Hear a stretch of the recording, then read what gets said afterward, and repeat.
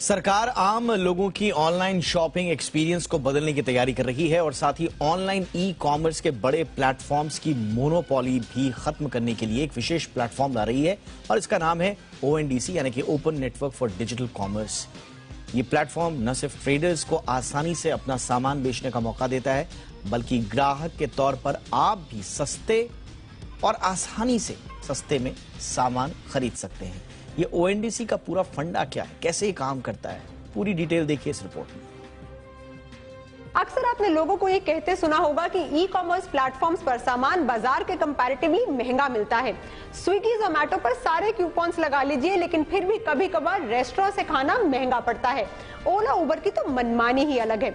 ऐसे में कमीशंस का यही बोझ घटाने के लिए सरकार ई कॉमर्स की दुनिया में एक नई क्रांति लेकर आ रही है और इस क्रांति का नाम है ONDC।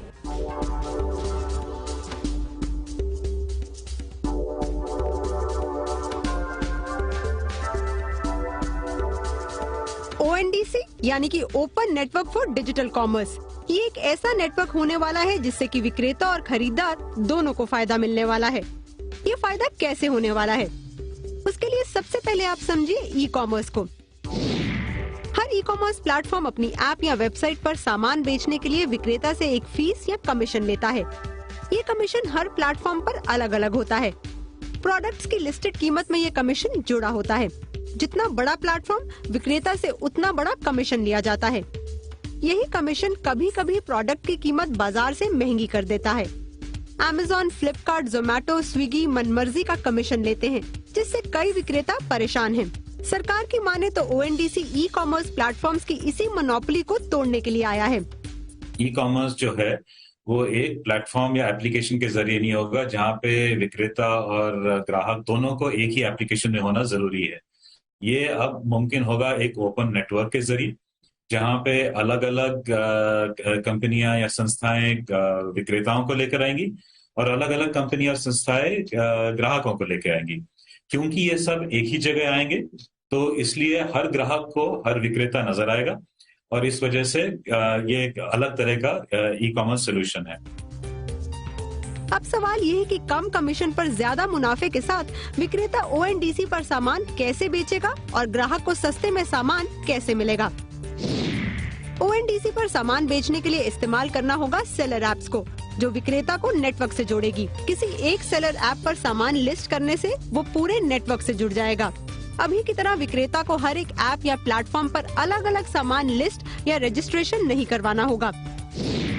फिलहाल ONDC की सेलर ऐप्स है बिजॉम, Digit, e Samudaay, e Vital RX, Go Frugal, Growth Falcons, Inorbits My Store, N Store, seller app, U Shop और यू एंगेज। अब बारी खरीदार की तो ONDC पर सामान खरीदने के लिए ग्राहक इस्तेमाल करेगा बायर ऐप्स का। कोई भी एक बायर ऐप के जरिए ग्राहक देश के पूरे विक्रेताओं के साथ आसानी से जुड़ेगा। फिलहाल ONDC की लाइव बायर ऐप्स है पेटीएम, स्पाइस मनी और माई स्टोर। सभी ऐप्स पर यूजर को कनेक्ट टू ONDC ऑप्शन दिखेगी। अब जब सिर्फ एक ऐप से पूरे देश के विक्रेता और ग्राहक आपस में नेटवर्क से जुड़े हैं, तो जाहिर सी बात है कि किसी एक प्लेटफॉर्म की मनमानी नहीं होगी, जिस वजह से नेटवर्क में होगी कॉम्पिटिटिव प्राइसिंग। इसका मूल उद्देश्य यही था कि भारत के सभी भारतवासियों को, चाहे वो ग्राहक हो चाहे विक्रेता हो, अगर कहीं एक जगह जुड़ सके तो कोई भी किसी चीज के लिए अलग अलग जगह जाने की जरूरत नहीं है।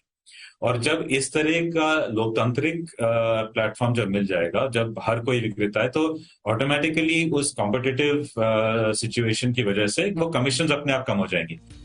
ONDC के साथ कई प्लेटफॉर्म्स जुड़े हैं, लॉजिस्टिक कंपनियां जुड़े हैं, बैंक जुड़े हैं, ताकि जल्द ही किसी भी एक ऐप से बायर और सेलर एक दूसरे से जुड़े। फिलहाल ONDC बेंगलुरु के कुछ पिन कोड्स पर बतौर बीटा वर्जन लाइव है, लेकिन आने वाले कुछ सालों में ये भारत में ई कॉमर्स का रंग रूप बदलने का मादा रखता है। एकता सूरी, जी मीडिया, मुंबई।